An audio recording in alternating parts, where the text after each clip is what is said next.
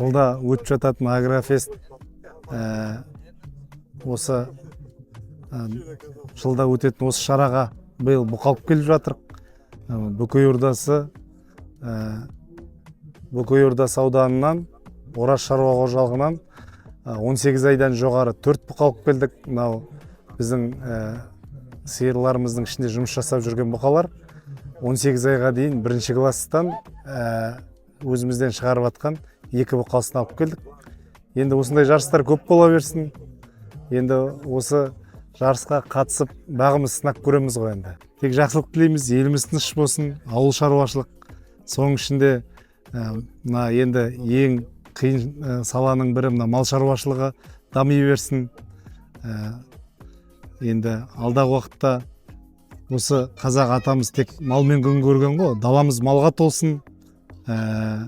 Осы қазақтың ақбасы дами берсін. Аталарымыздың бізге шығарған осы асыл тұқымды шығарып кеткен малдары ғой. Қазақтың ақбасы, жылқыдан да жабы жылқысы, тағы да кушум жылқысы, аталарымыздың еңбегі, қойдан мысалы Еділбай тұқымды, түйеден айыр өркешті түйелерді енді бізге жаңалық ашып керек жоқ. Сол мал шаруашылықтарын тек дамыту, соны одан әрі қарай жалғастыру, білгенімізді, көргенімізді, түйгенімізді үйрету. Аман болайық.